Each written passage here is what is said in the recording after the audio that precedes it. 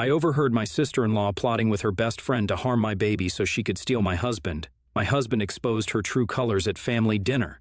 I, female, 32. I'm currently 6 months pregnant. This is mine and my husband D's. Male, 30, first child, and both of us are an equal mix of excited, scared, and hopeful. D and I have been married for 3 years, and I have to say that he is an amazing man. I grew up with a very distant family, focused on my performance in academics and the number of trophies I brought in, while D grew up in a big family with 2 brothers and a sister. He has a loving, warm personality that often makes him the center of attention. I mean, when we were dating and even now, I can catch girls on the street doing a double take or making eyes at him. But he shares his warmth with me and me alone, and his family also makes me feel welcome.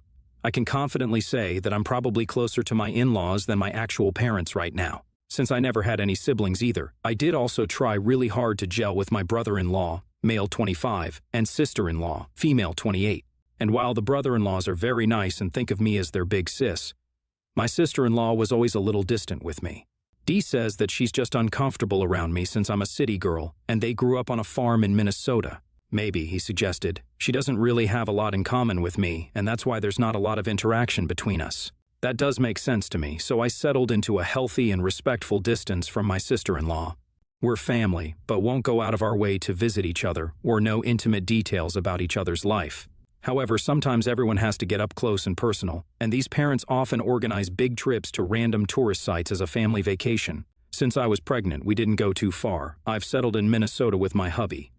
We decided on visiting the capital and checking out the Cathedral of St. Paul, making it a weekend getaway. Taking an RV, we drove up to the city and settled into a lovely Airbnb as our home base.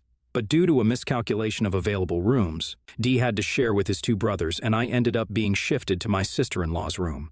This was probably the most awkward setup for me, but I viewed the silver lining as a way of getting to know my sister-in-law better. In fact, she was quite nice to me and pretty decent to share a room with.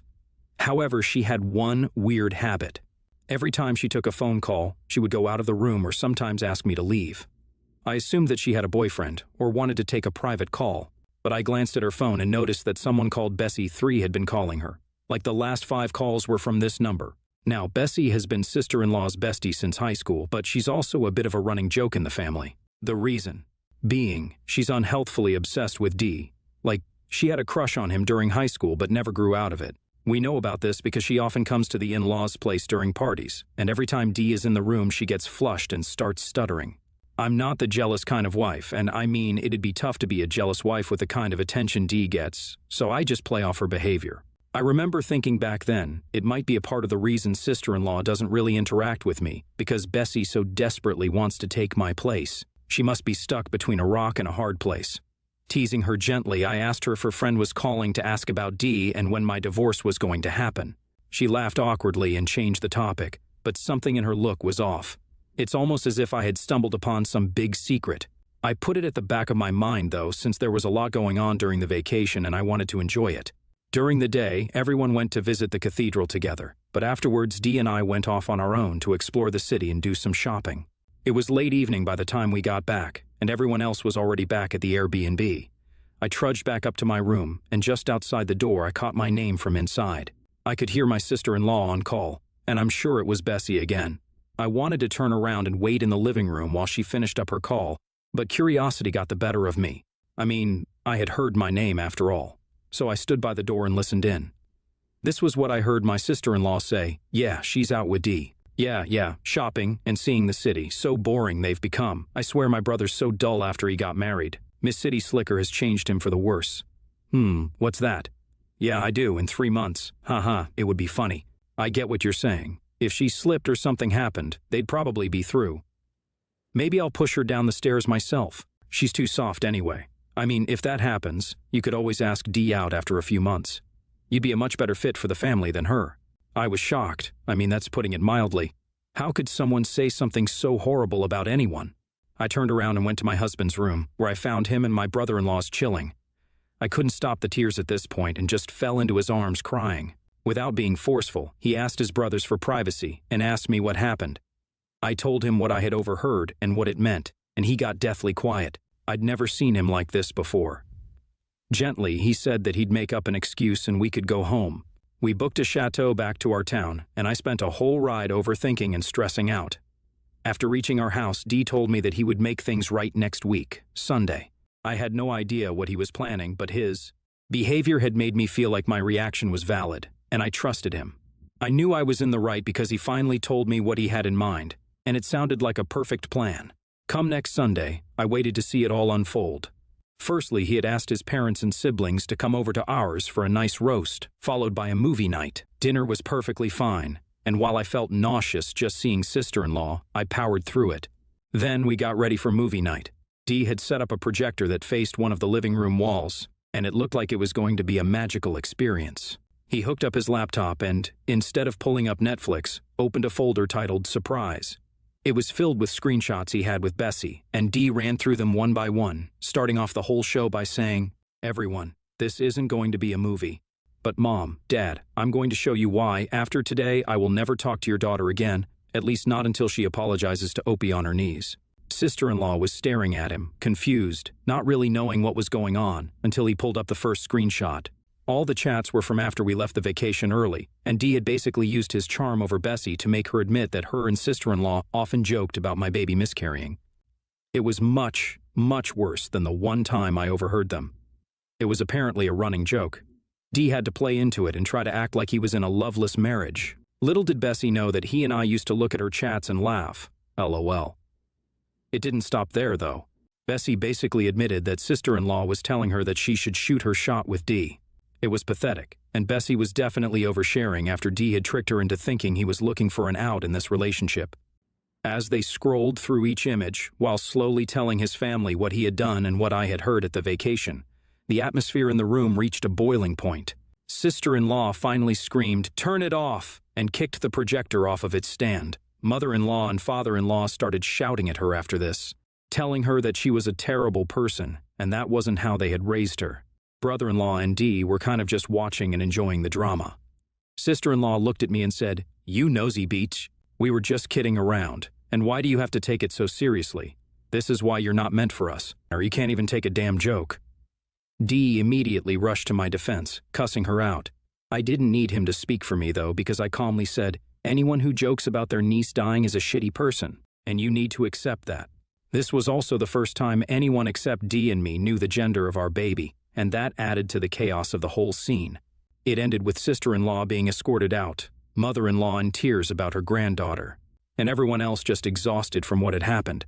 That Sunday dinner had led to a lot of tension in the family, and sister-in-law has basically lied to the entire extended family about Dee and me ganging up on her, leading to even more of a war zone on the family GC. It's adding a lot of tension to our lives right now, and I'm thinking about what sister-in-law said about being too sensitive. Should I just have let it slide? Update 1. Hey everyone, it's been a month since the Last Supper, as Dee and I call it, in my opinion. And there's not really much to say.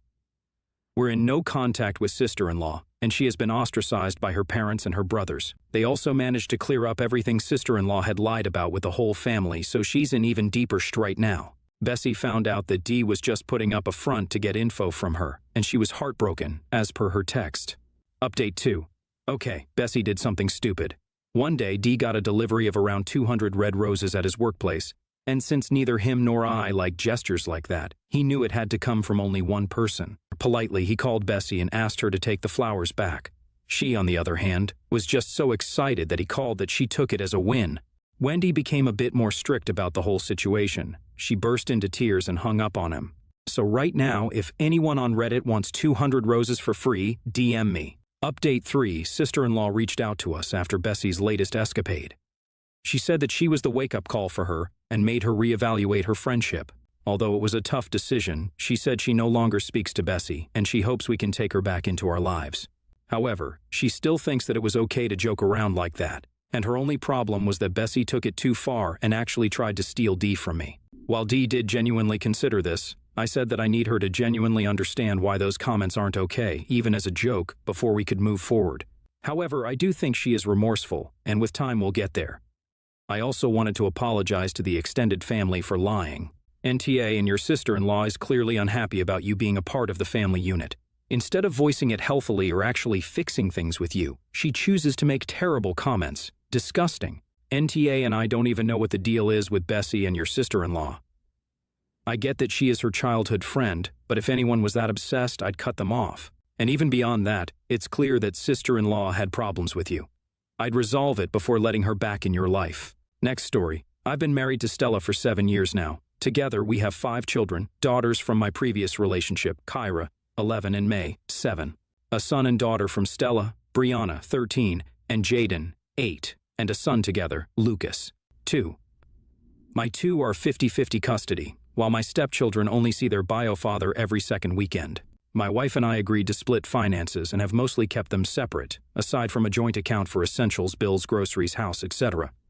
We both used to be high earners, though, had terrible hours. When our parental leave for Lucas was finishing, our children begged us not to go back to work, that they hated the before and after school care and wanted us. In the end, my wife went back, but I quit and got a new job. It was much lower pay, but essentially school hours, so I was able to be there for our kids. Stella has been paying more of our joint expenses, but otherwise it's been fine. I wouldn't say the split has been firm, though. I do buy stuff for my stepchildren or pay when I take them all out. It's more the big payments that are separate. Brianna goes to a private high school. I was talking about high schools to my sister since Kyra is in year 6, and realized that on my current pay, I won't be able to afford to send her with her sister. My ex is barely willing to pay the cost related to public school, let alone a private one. The school is so much better than the nearby public school, and I know Kyra wants to go to her sister's school. So, I tried to talk to Stella and asked if she would be willing to help.